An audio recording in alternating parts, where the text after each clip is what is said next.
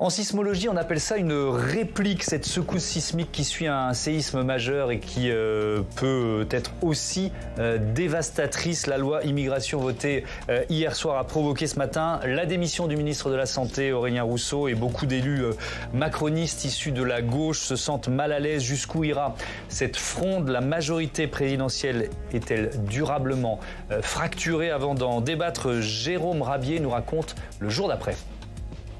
Lendemain de vote, compliqué pour l'exécutif et sa majorité plus fracturée que jamais.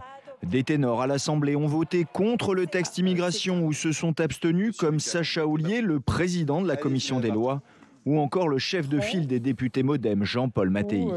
Mais pas question pour Elisabeth Borne de laisser la déprime s'installer, quitte à nier toute crise dans son camp. Vous savez, j'ai passé, je vous dis, des heures avec les députés. Je peux vous assurer qu'il n'y a pas de crise dans la majorité. On souhaite avancer, continuer à avancer dans le cap fixé par le président de la République. Dans la matinée, la démission du ministre de la Santé, Aurélien Rousseau, a pourtant été confirmée. Il était farouchement opposé à plusieurs volets du texte. Chargé du compte-rendu du Conseil des ministres, Olivier Véran a dû batailler pour continuer à défendre l'unité du gouvernement. Il n'y a pas de mouvement de fronde ministérielle, je le conteste. Que des ministres, que des membres d'un gouvernement qui font de la politique aient des questions, des interrogations, qu'ils puissent discuter ou entre eux ou relayer leurs interrogations à la Première ministre, ça me paraît plutôt être de bonne politique. Mais dans les autres camps, les opposants persistent. Le RN revendique une victoire idéologique, les LR une victoire totale, et la gauche dénonce un texte qui ne serait pas passé si le RN avait voté contre. Interpellé aux questions d'actualité au Sénat, le ministre de l'Intérieur reste droit dans ses bottes. Nous avons su faire voter un texte sans compter les voix du Rassemblement national, car nous avions le sens de l'honneur, alors que vous n'avez que le sens de la petite politique.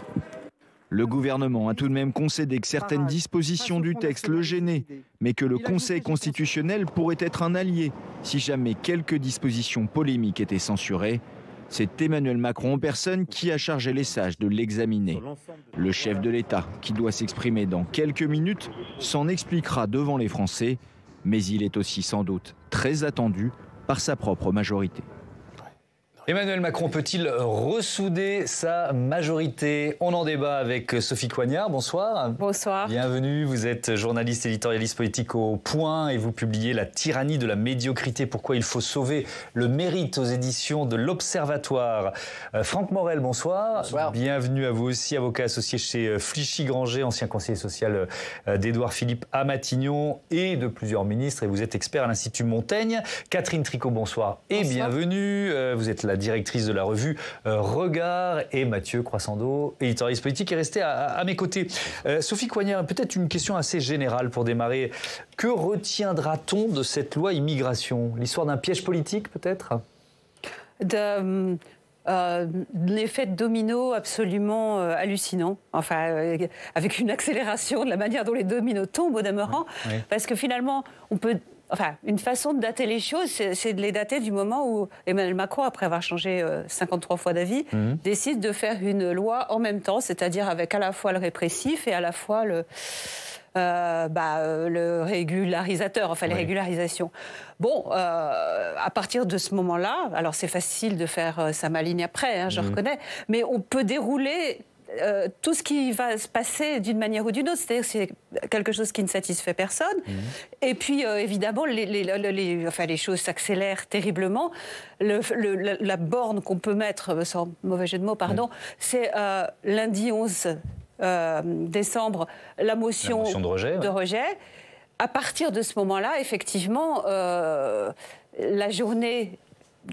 qui aurait dû être d'ailleurs celle d'avant-hier et qui a été celle d'hier, faute de CMP conclusive, allait forcément être une journée, entre guillemets, dramatique pour la majorité et l'exécutif, puisque soit c'était, comment dirais-je, un recul en race campagne avec un retrait du texte, soit c'était, on l'a bien vu à partir de ce week-end, céder à ce qui est difficile de ne pas appeler les caprices de LR, qui a trouvé là un moyen d'exister comme il n'en avait pas eu depuis si longtemps. On y reviendra au rôle de LR, évidemment. Est-ce que, Franck Morel, c'est une crise politique majeure pour Elisabeth Borne et pour Emmanuel Macron? Non, je n'irai pas. Vous n'employez pas ces mots-là. J'irai pas jusque-là, effectivement, parce que en la matière, On peut constater qu'effectivement la situation n'est pas évidente, mais on peut aussi comparer la situation à ce qu'elle aurait été si, par exemple, le texte n'était pas allé jusqu'au bout. Que n'aurait-on dit sur l'incapacité du gouvernement à mener une réforme, et une réforme attendue par nos concitoyens? Il y avait encore des études d'opinion qui montraient qu'il y avait une très très forte attente dans cette direction. Et on peut dire au bout du bout que, certes, la majorité en sort un peu fracturée, puisqu'il y a un quart à peu près des parlementaires qui soit se sont abstenus, des parlementaires de la majorité, soit se sont abstenus, soit ont voté contre. Donc c'est effectivement un sujet de préoccupation. Mais on peut aussi constater que le Parlement a joué son rôle, la navette parlementaire a joué son rôle entre l'Assemblée et le Sénat. Il y a eu un débat. Le texte tel qu'il ressort n'est pas identique à ce qu'il était à l'entrée au Parlement. Donc ça veut dire qu'il y a eu un certain nombre d'amendements qui ont été adoptés et des échanges. Et donc ce qui était reproché au moment de la réforme des retraites à travers l'usage du 49.3, là, on est rigoureusement dans la dynamique inverse, puisque effectivement, il y a eu un temps d'examen au Parlement assez long. Alors, je pense qu'il faudra attendre un peu d'avoir un certain recul pour savoir comment ça va se manifester dans les prochains textes, cette coupure, cette fracture effectivement au sein de la majorité, si elle va trouver de nouvelles occasions ou pas de prospérer. Je pense que justement tout le challenge qui est maintenant devant le président de la République et devant la Première ministre, qui s'en est pas mal sortie, la Première ministre, parce que dans la dernière ligne droite, elle a vraiment pas ménagé sa peine et elle a réussi à obtenir ce texte. Est-ce que dans les prochains chantiers, il y aura justement une occasion de remettre du liant et de redonner une dynamique? C'est toute la question. Mais à quel prix, Catherine Tricot, notamment sur le contenu, sur le fond du texte? Un renversement complet de ce qu'était la promesse d'Emmanuel Macron.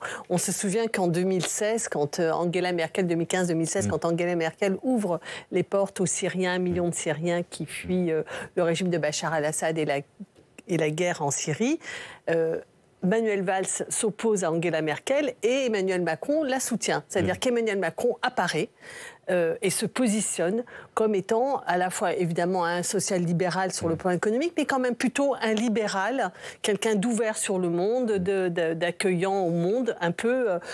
Il est l'alternative à Manuel Valls. Oui, mais depuis l'Allemagne en est revenue de cette politique. Non, mais c'est possible. Il y a des mesures restrictives qui sont prises aussi là-bas. Je parle de la position d'Emmanuel Macron et comment il a constitué En Marche, sur quelle base idéologique il a réussi à rallier tout un tas de ministres, de députés, et tout son premier cercle, je dirais le premier cercle d'En Marche, était quand même des gens qui étaient, y compris d'ailleurs du côté de la droite, par exemple autour de Alain Juppé, ou du Modem, c'était quand même ceux qui étaient, on va dire, les humanistes de gauche et de droite. Et puis là, c'est un drôle de renversement de situation, c'est-à-dire que là, idéologiquement, on a totalement retourné l'axe, la position politique. Les clés ont été données à Darmanin pour ses calculs à la politicien d'une part, pour probablement ses calculs politiques. C'est Darmanin qui, on se souvient, a été le porte-parole de Nicolas Sarkozy, certainement pense réitérer le coup de Sarkozy qui pense qu'on va battre le Front National en allant sur son terrain. Le seul problème... Sur la stratégie de Darmanin. Alors, oui, je dirais pas sur son terrain. Je peux terminer. Je termine juste en un mot. Oui. Il pense qu'il va battre le Front National en se mettant sur son terrain. Le problème, c'est qu'en 2007, Nicolas Sarkozy réussit ça face à Jean-Marie Le Pen, qui est en bout de course et affaibli. Là, on a une extrême droite qui est extrêmement forte, entre 37 et 40%, qui est en dynamique. Et là, on met la main, et c'est tout ça qui est en train de partir. Et pour l'instant... D'ailleurs, 37-40%, c'est la somme si on parle des européennes, la somme des intentions de vote pour Jordan Bardella et pour Marine Maréchal. Ce que je dis, c'est que l'extrême droite est en dynamique et en force, et qu'on n'est pas du tout là sur 2007, et que leur donner du grain à moudre, c'est se faire manger par l'extrême droite. Votre avis là-dessus, sur finalement peut-être une stratégie obsolète qui aurait été appliquée par Gérald Darmanin. Qu'est-ce que vous en pensez, Sophie Coignard? Moi d'abord, je suis quand même assez perplexe sur le fait effectivement qu'on est pris dans un engrenage qui va... Enfin, j'ai trouvé les propos dans la séance de nuit, de soirée hier, j'ai trouvé les propos de la gauche extrêmement agréables pour Marine Le Pen, d'ailleurs, qui ne cachait pas son plaisir. C'est-à-dire qu'ils en remettaient des couches sur la préférence nationale, maintenant ça y est, c'est fait, c'est mort, etc. La République est en danger. Enfin, ils en faisaient il faisait de Marine Le Pen l'immense triomphatrice de cette séquence. Alors, qu'elle n'en soit pas la grande perdante, j'en suis d'accord. Oui. Mais est-ce que c'est à la gauche, franchement, de porter le bouclier du chef pour Marine Le Pen? Ça, c'est un vrai sujet. Le deuxième, c'est un sujet de fond, c'est-à-dire est-ce qu'effectivement, on est sur la fameuse pente savonneuse, c'est-à-dire est-ce que la loi telle qu'elle est, moi je trouve qu'il y a des choses problématiques, notamment le fait qu'une première ministre dise tout de suite après le vote du texte, et le ministre de l'Intérieur aussi, oh oui, il y a sûrement des trucs inconstitutionnels. On y reviendra à la Constitution. Enfin, je trouve quand même que c'est une étrange manière de gouverner, mais voilà. Donc il y a beaucoup. Pas loin d'être d'accord avec vous, mais on va y consacrer un chapitre. Il y a beaucoup de choses à dire. Je ne veux pas dire par là que je trouve ce texte vraiment génial. Bien sûr. Mais simplement, je trouve que la dramatisation qui en est faite par la gauche est une manière de servir Marine Le Pen, d'une part. Est-ce qu'on est sur cette pente savonneuse? Et d'autre part, on a eu un débat assez comparable ici, sur ce plateau, il y a quelque temps, et qui était vraiment passionnant, je trouvais, sur quelle est la meilleure manière de s'opposer à l'extrême droite. Est-ce que c'est comme l'avait fait Elisabeth Borne, vous vous souvenez, elle s'était fait taper sur les doigts de rappeler qu'au départ, il y a un ramassis de pétainistes et de collabos, en gros, qui fondent ce parti? Ou est-ce que c'est, comme l'avait dit Emmanuel Macron, en ayant du résultat? Alors effectivement, la première méthode ne marche pas, mais j'ai pas vraiment vu que la deuxième marche aussi. Tout ça pour dire que, bien malin, moi je n'ai pas la réponse à la meilleure manière de combattre le Front National. Et ce que je crois aussi, c'est que Sarkozy-Darmanin, c'était, et j'arrête après, mais c'était en début, c'était en campagne. C'est très difficile de faire la même chose quand vous êtes plutôt en fin de séquence. Mathieu, vous vouliez intervenir, mais rapide, parce qu'il y a encore plein de choses à dire. Non, mais je pense que la pente savonneuse, elle est liée aussi à quelque chose. C'est que, faut jamais oublier le rôle qu'ont joué les Républicains. Les Républicains, sur les questions d'immigration, ont collé au train du Rassemblement national. Il y a une interview dans le JDD qui date du 23 mai, et où on se dit tous en la lisant, c'est incroyable. C'est incroyable, c'est le programme de Marine Le Pen noir sur blanc. Or, les Républicains, c'est l'allié qu'a choisi Gérald Darmanin. Pourquoi les Républicains? Parce que c'est le seul. Parce qu'il y en a 60 députés, et c'est les seuls avec qui il pouvait faire voter son truc. Et en commençant au Sénat, il leur donne la main. Et donc le texte est mécaniquement un texte calqué sur le programme de Marine Le Pen. Et c'est ça qui pose problème aujourd'hui. Parce que les mesures qu'il y a, moi je suis pas d'accord avec vous, elles sont complètement contradictoires avec le macronisme. Il y en a une qui apparaît aujourd'hui quand tout le monde redécouvre, sur la fameuse question des étudiants étrangers.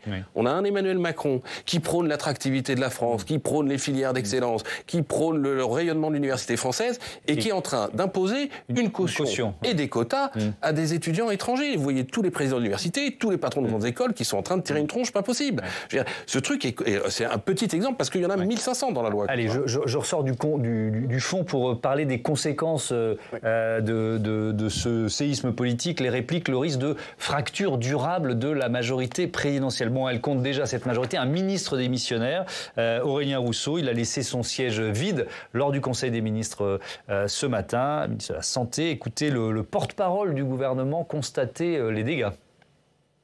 D'abord, je vous confirme la démission du ministre chargé de la Santé et de la Prévention, Aurélien Rousseau, qui a présenté sa démission à la Première ministre et au Président de la République et qui était absent ce matin en Conseil des ministres.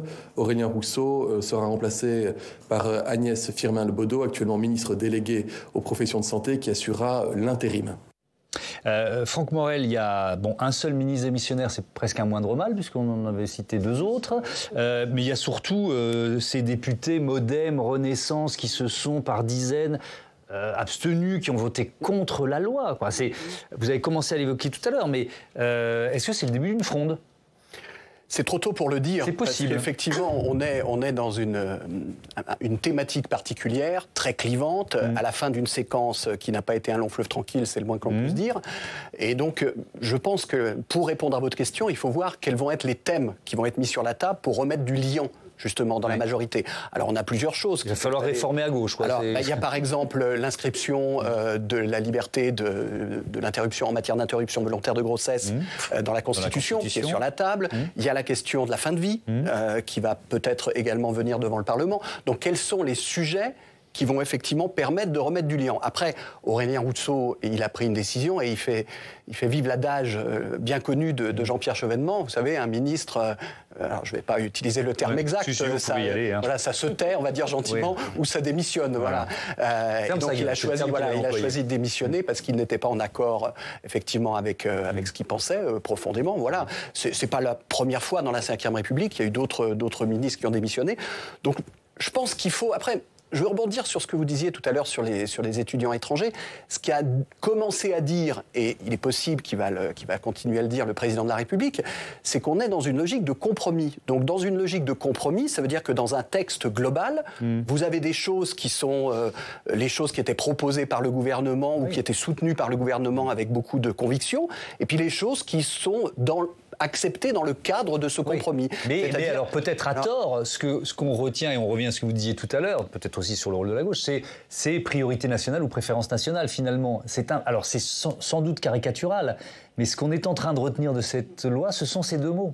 Vous voyez ce que je veux dire? Oui, on est beaucoup dans la posture politique, parce qu'effectivement, quand vous regardez un certain nombre de dispositions, c'est l'élargissement pour beaucoup de dispositions qui existent déjà en termes de durée. C'est-à-dire il y a déjà des différences, je ne vais pas rentrer dans le détail technique, mais il y a déjà des différences, et donc dans un certain nombre de cas, c'est l'élargissement des différences.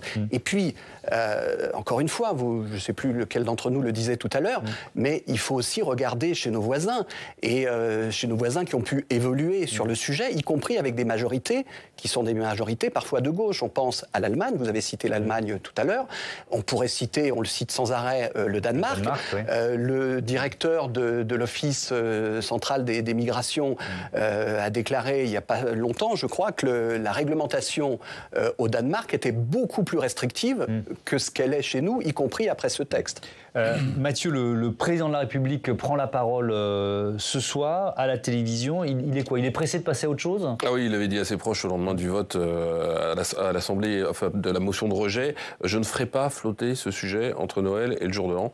En gros, le premier objectif, c'était de clore la séquence, comme disaient les communicants, au plus vite, et qu'elle soit positive ou non. C'est-à-dire qu'il y a un texte ou pas de texte. Alors de ce point de vue, il est servi. Le président peut se targuer d'avoir obtenu un texte.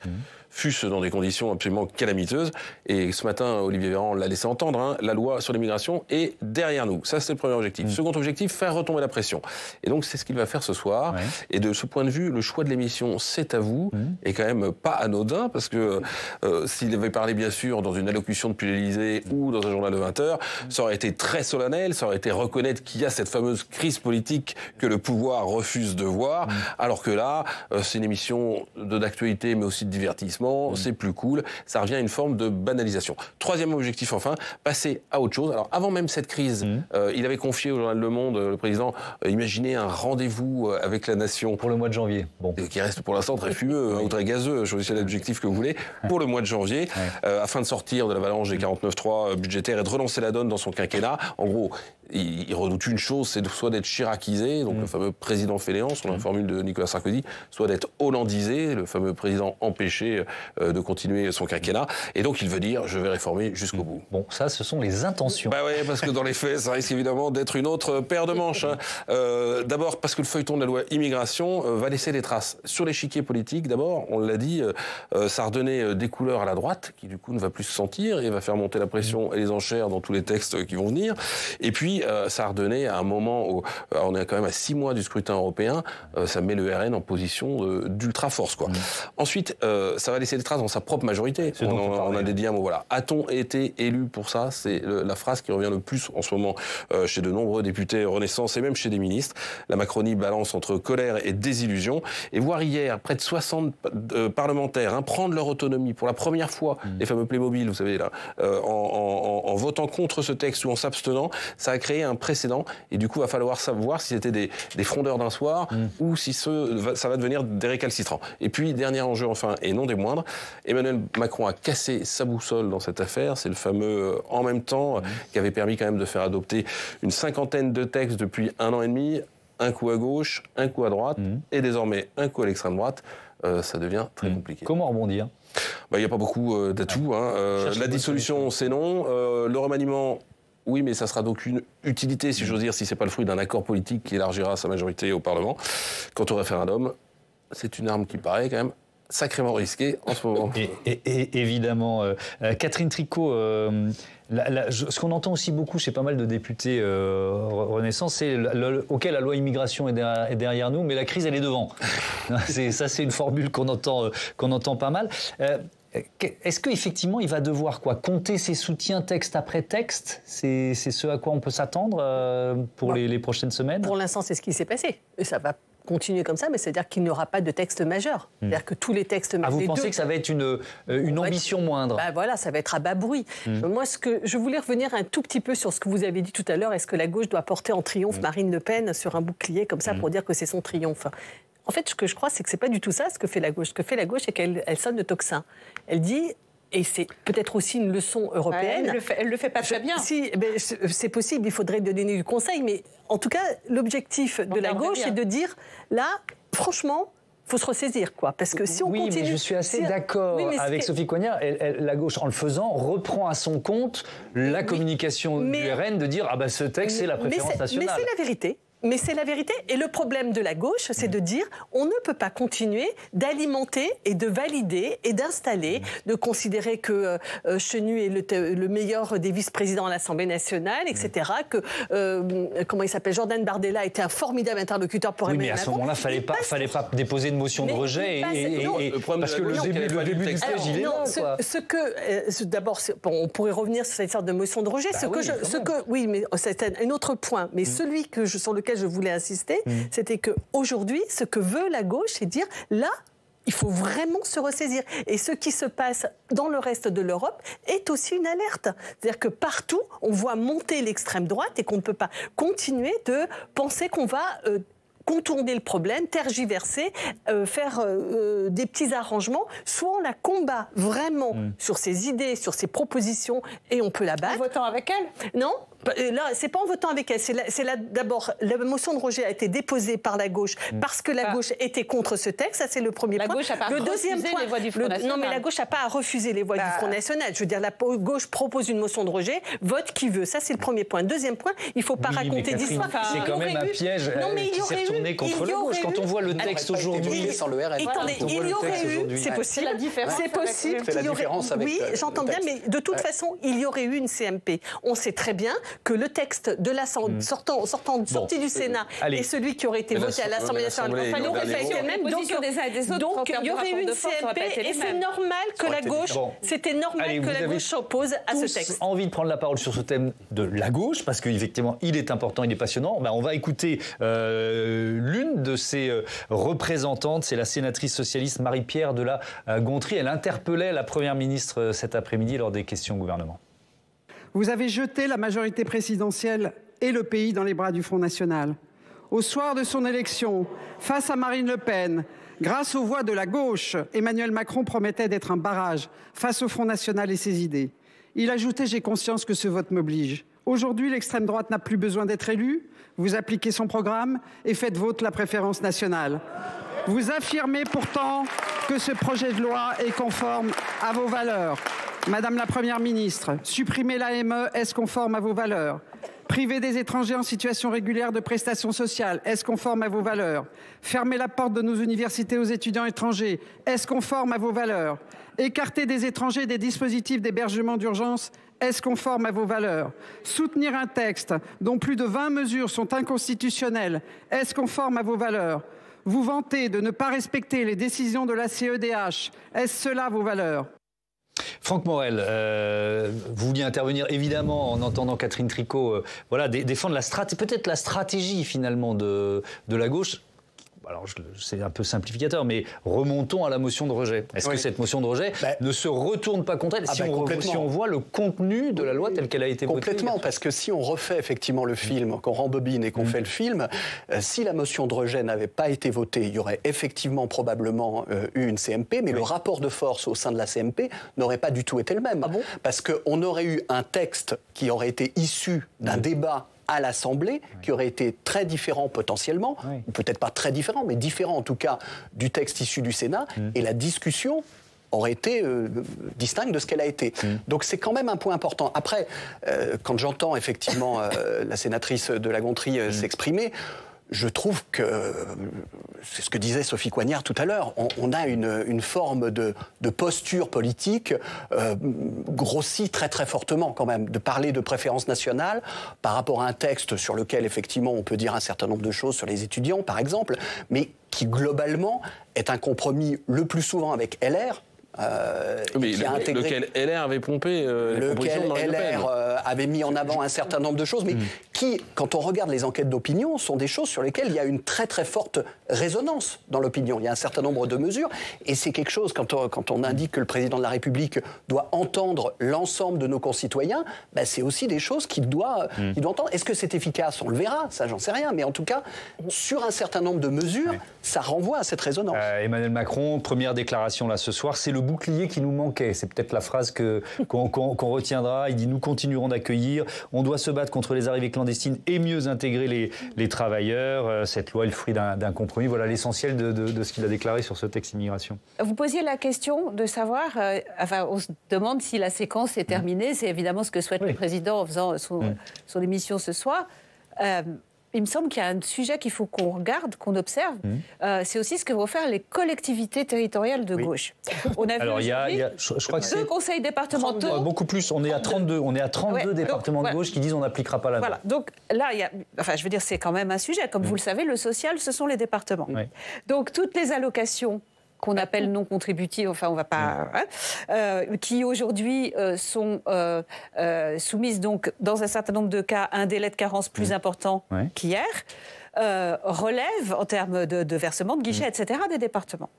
Et là, il y a quelque chose que moi je vais observer de très près en tout cas, qui est de voir comment vont faire les départements, c'est-à-dire un président de département a déjà eu l'idée, et je pense qu'il n'est pas le seul, mais c'est le seul que j'ai entendu le dire, va décider que pour ne pas se mettre hors la loi, l'APA ne s'appellera plus l'APA, mais elle s'appellera l'allocation de secours pour les personnes âgées, moyennant quoi il n'est pas du tout, il ne se met pas du tout hors la loi.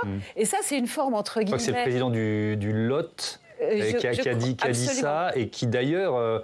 je crois que c'est Serge Sauvage, du sein de mémoire, son nom de famille, qui était un soutien d'En Marche il y a quelques années, ancien du Parti Socialiste, qui est devenu soutien d'En Marche, qui l'est moins maintenant. Voilà, on voit bien qu'il s'est un petit peu... Non, mais c'est assez révélateur. Non, mais tout à fait, c'est vraiment intéressant. Et autant, moi, je suis, pour l'instant, interrogative sur est-ce que ce sont des frondeurs à la frondeur sous Hollande, ou est-ce que ce sont des frondeurs d'un soir, je ne sais pas encore. Mais je pense que la fronde peut venir des collectivités territoriales et que ça peut être un vrai sujet pour l'exécutif. Alors, si je peux dire très vite là-dessus, c'est intéressant en termes de dynamique de constater ce que vous venez d'indiquer. Il faut rappeler un point technique, certes, mais un point important, c'est que s'agissant du RSA, qui est dans la compétence des départements, il y a déjà de longue date une condition de durée de résidence de 5 ans pour les étrangers non communautaires. Et ça existe déjà aujourd'hui, et ça n'a éveillé aucune difficulté du côté des départements. Ça n'a jamais été traité de préférence nationale à ma connaissance. Là, le problème de cette loi, c'est qu'elle ne contrôle pas les flux migratoires. On peut dire qu'il faut contrôler les flux migratoires. Ça serait sage de le faire. Elle ne contrôle pas les flux migratoires. Elle n'améliore pas non plus l'intégration, parce qu'on n'améliore pas l'intégration des gens en compliquant leur accès au logement, en compliquant leur accès à la nationalité quand ils ont 18 ans et qu'ils sont nés de parents étrangers mais nés en France, en compliquant leur accès à différentes allocations. On n'améliore pas l'intégration. Cette loi, elle ne fait que valider tous les épouvantails qu'ont agité la droite et l'extrême droite depuis 20 ans. Les étudiants étrangers qui viennent sont des faux étudiants. Les malades étrangers qui viennent profiter de nos systèmes d'assurance maladie via l'AME. Ils viennent toucher nos allocs. Toutes ces petites musiques qu'on entend, c'est ça qui est validé dans ce texte. Mais est-ce que ça va décourager les gens de venir ? Non. Est-ce que vous pensez que ça va faire réfléchir les demandeurs d'asile à Kandahar ou au Sud-Soudan ? Bien sûr que non. Les demandeurs d'asile seront toujours là et puis les gens voudront toujours venir en France. Ça ne contrôle pas les flux. J'entends la main parce qu'il y a, vous l'avez évoqué avec cette info, les 32 départements de gauche qui annoncent qu'ils n'appliqueront pas la loi telle que. Ça pose la question de effectivement, qu'est-ce qui va en rester ? Et ça nous amène au rôle du Conseil constitutionnel, très important. Je propose à Samia Dechir de nous rejoindre, puisque le président de la République l'a annoncé, plusieurs partis partis de gauche. Plusieurs associations de défense étrangers ont annoncé saisir le Conseil constitutionnel. On va essayer de détailler avec vous, Samia, les mesures qui effectivement pourraient prêter à contestation devant le dit Conseil constitutionnel. Oui, alors on ne sait pas exactement encore combien il y en a. Il y en aurait une trentaine d'après Sacha Houlié, qui est député de l'aile gauche de la majorité, qui a voté contre le texte d'ailleurs. Alors nous, on n'en a pas compté autant. En tout cas, ce qu'on peut dire, c'est qu'il y a plusieurs grandes familles de mesures problématiques. D'abord, il y a les ruptures d'égalité. Sur les aides au logement, par exemple, pour y avoir droit, le projet de loi immigration prévoit que les étrangers devront résider en France depuis 3 mois s'ils travaillent, depuis 5 ans s'ils n'ont pas d'emploi. Et ça peut être considéré par le Conseil constitutionnel comme une rupture du principe d'égalité entre les Français et les immigrés. Et puis c'est le cas aussi pour les quotas, puisque je rappelle que le texte voté hier prévoit de limiter le nombre d'entrées sur le territoire français via des quotas pluriannuels d'immigration, ce qui peut là encore rompre le principe d'égalité, mais cette fois entre les candidats à l'immigration. Regardez les explications du constitutionnaliste Benjamin Morel. Si jamais vous arrivez que vous êtes le 100e sur le territoire à bien remplir les critères et que le 101e, lui, ne pourra pas obtenir de statut parce qu'il est le 101e, parce qu'il y a un quota, eh bien à ce moment-là, vous comprenez bien qu'à des situations qui vont être les mêmes, on ne va pas répondre de la même façon. Alors, autre point qui concerne là, le durcissement du regroupement familial qui pourrait, évidemment on est au conditionnel dans cette chronique, lui aussi être toqué par le Conseil constitutionnel. Oui, parce que le projet de loi immigration prévoit pour le demandeur une durée de séjour en France de 24 mois, contre 18 aujourd'hui, des conditions de ressources stables, régulières et suffisantes. Et pour le demandeur, pour le conjoint du demandeur, être âgé de 21 ans minimum et avoir une connaissance de la langue française. Et toutes ces conditions dans leur ensemble, elles peuvent être difficiles à réunir, ce qui est potentiellement une entorse à un principe fondamental qui est inscrit dans notre Constitution, qui est protégé par la Cour européenne des droits de l'homme, c'est la protection de la vie familiale. Et ça, la Première ministre, elle l'a reconnu elle-même ce matin au micro de France Inter. Regardez. Par exemple, vous voyez, il est prévu que vous ne pouvez pas, si vous épousez demain matin un Canadien ou un Japonais, il ne peut pas rejoindre la France s'il ne parle pas bien français. Je pense que ça ne passera pas au Conseil constitutionnel. On va interroger le Conseil constitutionnel. On a fait part de nos doutes aux républicains avec lesquels on a discuté. Donc le président de la République va saisir le Conseil constitutionnel. Le Conseil constitutionnel dira ce qu'il en est. Et puis Samia, il y a aussi ce que l'on appelle les cavaliers législatifs. Oui, des cavaliers législatifs, ce sont des mesures qui ont été introduites dans un texte alors qu'elles n'ont pas de lien avec l'objet initial de ce texte. Et ça, le Conseil constitutionnel peut le censurer. C'est potentiellement le cas, par exemple, pour la création d'un délit de séjour irrégulier qui figure dans ce projet de loi, et puis aussi pour la modification du droit du sol, puisque je rappelle qu'un enfant né en France de parents étrangers n'obtiendrait plus au conditionnel automatiquement la nationalité française. Il faudra qu'il en manifeste la volonté entre ses 16 et ses 18 ans. Et ça, c'est une mesure, on pourrait dire, qui touche davantage au code de la nationalité plutôt qu'à l'immigration. Et donc, c'est potentiellement un cavalier législatif. Alors, sur toutes ces mesures, Emmanuel Macron va donc saisir le Conseil constitutionnel, la gauche aussi. Le Conseil constitutionnel, il peut décider de censurer totalement ou partiellement le projet de loi immigration. Totalement, la gauche en rêve, mais c'est assez improbable. Partiellement, en revanche, c'est fort possible. Et tous les membres de la majorité présidentielle qui ne sont pas à l'aise avec les mesures les plus controversées du texte espèrent bien qu'elles seront retoquées par le Conseil constitutionnel. Merci Samia. Franck Morel, je reviens vers vous. Est-ce qu'elle peut être détricotée par les sages, cette loi ? On a vu d'autres cas de figure où, effectivement, dans un certain nombre de situations, le Conseil constitutionnel a pu censurer plusieurs dispositions. Il y a juste une nuance, moi, que j'apporterais par rapport à la présentation qui a été faite. Je n'ai pas la même lecture de la mesure quota, entre guillemets, qui en a été faite. J'ai pas le sentiment tel que ce que disait Benjamin Morel sur l'effet de seuil, il s'agisse d'un quota bloquant individuellement, c'est-à-dire d'un quota qui va induire le fait que individuellement un refus va être objecté à une personne. J'ai plus le sentiment que c'est un outil de pilotage public, global, macro, c'est-à-dire qui va essayer de mettre en perspective un certain nombre de chiffres et de pilotage de ces chiffres. Voilà. C'est justement les différentes acceptions qui peuvent exister dans le monde de cette logique de quota. Est-ce que c'est de la politique publique ou est-ce que c'est un quota individuel ? Mais quand même, Franck Morel, sur le principe, le fait, c'est ce que vous disiez tout à l'heure, d'entendre la Première ministre, le ministre de l'Intérieur, finalement justifier le fait d'avoir lâché du lest en disant de toute façon il y aura le Conseil constitutionnel, enfin, c'est quand même particulier comme disons que ce qui est particulier, c'est que des fois on le fait sans le dire. Oui, c'est-à-dire qu'on a vu dans un certain nombre de situations des amendements qui pouvaient être acceptés en se disant sous le manteau, bon, de toute façon, ça ne passera pas l'obstacle du Conseil constitutionnel. Je pense que le fait de le dire est aussi, dans le cadre des équilibres recherchés avec une partie de la majorité, un acte en soi de communication, évidemment. Oui, autre déclaration d'Emmanuel Macron ce soir sur, justement, vous l'évoquiez, la caution demandée aux étudiants étrangers. Il dit tout simplement ce n'est pas une bonne idée. Donc, alors, il ne fallait pas le faire.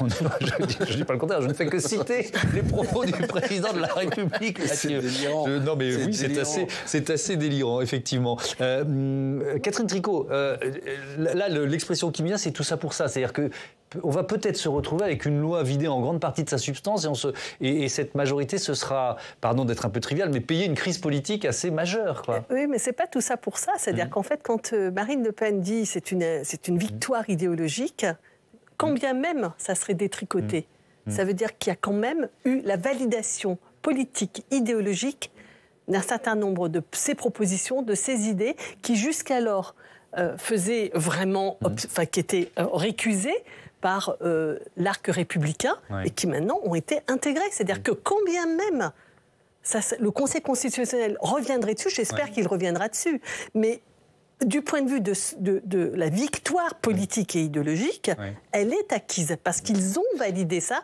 parce qu'ils l'ont proposé, qu'ils l'ont voté et qu'ils ont fait la pression. Alors, il y a les LR qui l'ont proposé et il y a le gouvernement qui a fait pression comme des fous sur leur majorité pour aller voter. Justement, concernant les LR, peut-être un mot rapide, Sophie Coignard. Est-ce que c'est une victoire à court terme ? Pour l'instant, on peut dire que c'est une victoire des LR. Oui, mais moi je pense que c'est leur quart d'heure d'enchantement dans le quinquennat. Ouais, exactement, c'est un peu ce que je pensais. C'est-à-dire que là, ils ont fait un coup d'éclat absolument formidable, effectivement. Bon. Mais avec quel lendemain ? C'est-à-dire que leur rôle et leur place sur l'échiquier politique et parlementaire n'a pas changé, ou s'il a changé, comme le disait Mathieu Croissando, c'est un peu à leur détriment. C'est-à-dire qu'être les passe-plats du Rassemblement national ne me semble pas une position, comment vous dire, qui a beaucoup d'avenir, pour le dire de manière assez basique. Donc je pense que ça devait être bon, hein, je me mets à leur place, ça devait être vraiment agréable tout à coup d'exister, de faire danser... d'être unis. Oui, d'être unis, absolument, vous avez raison. Et de faire danser le gouvernement, la majorité. Quel beau moment. Mais je pense qu'on peut le résumer à quel bon moment. Cela étant, il y a par rapport à ce que vous disiez, il y a quand même une chose qui a changé, me semble-t-il. On peut le déplorer, mais entre le moment où Emmanuel Macron, ministre de François Hollande, approuvait Angela Merkel et aujourd'hui, c'est les Français. Il y a une question d'opinion publique qui ne peut pas être totalement ignorée par les gens qui nous gouvernent et par les gens qui votent les lois. Mais ils soutenaient quand même, alors peut-être plus les mesures régaliennes, mais ils soutenaient en même temps quand on regardait les sondages. C'est pour ça il y a une vraie différence, me semble-t-il, entre le texte initial, le projet de loi Darmanin, ou le texte qui est sorti de la commission des lois de l'Assemblée nationale, et le texte qui a été voté. Et effectivement, dans le surréalisme, vous prenez un martien, vous lui faites écouter Elisabeth Borne, et il dit « Mais qui est cette personne d'opposition ?» Ah ouais, il argumente pas mal. Donc, on voit bien qu'il y a un jeu politique à front renversé qui pose un problème, je vous parlais des Français, qui pose un problème aussi vis-à-vis de l'opinion publique. C'est-à-dire que faire mumuse avec tout ça, y compris de la part de la gauche, à quelques mois des élections européennes. Moi, je suis pas totalement enthousiasmée par cette idée. Oui, celle qui pouvait aussi un peu sembler dans l'opposition, c'était la présidente de l'Assemblée nationale ce matin sur BFM TV. On écoute Yaël Braun-Pivet.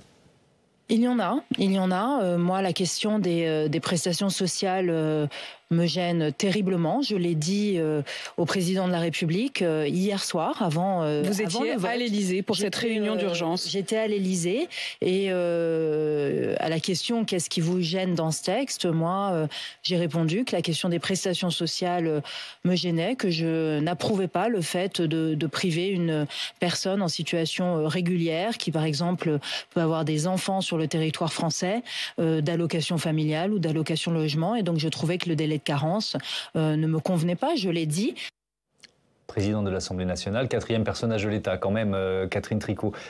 Moi, j'entendais vos arguments, Franck Morel, mais ressouder, ça va être compliqué. Moi, c'est l'impression quand même que j'ai ce soir. Oui, c'est tout à fait évident qu'il y a une crise qui s'est ouverte, en effet, pour la raison qu'on a dit, c'est qu'en fait, il y a un changement de pied, enfin, véritablement, il y a un changement de pied d'un équilibre qui était un peu instable et qui s'est renversé et qui maintenant, en effet, on tourne vers les LR qui tournent vers l'extrême droite. Et à propos de cette question d'opinion publique, j'entends bien ce que vous dites sur l'évolution de l'opinion publique. Le seul problème, c'est que, l'opinion publique, ça se travaille. C'est-à-dire qu'on n'est pas obligé d'alimenter. Parce que quand on écoute, par exemple, sur d'autres sujets, Gabriel Attal, sur quoi il fait sa rentrée scolaire, il nous l'a fait sur l'abaya et puis après sur l'uniforme à l'école. C'est-à-dire quand même, là encore, des propositions ou des idées qui sont des diagnostics et des propositions de l'extrême droite. Je veux dire, c'est quand même un projet de loi. Je m'excuse. Je ne suis pas du tout prête à vous suivre. Vous n'êtes peut-être pas prête, mais c'était mais je pense qu'il y a beaucoup de Français qui sont pas prêts à vous suivre. C'est possible, madame, mais au mois de janvier l'année dernière, n'en parlons pas. Au mois de janvier l'année dernière, l'extrême droite avait proposé, Marine Le Pen avait proposé un projet de loi sur l'uniforme à l'école. Donc, non, mais ce que je vous dis, c'est que ils reprennent des thématiques qui sont portées par l'extrême droite en diagnostic et en proposition. Ce qui fracture, ce qui ne répond pas à la question des flux migratoires, ce qui nous divise, alors qu'il y a des sujets sur lesquels il faudrait unir le pays.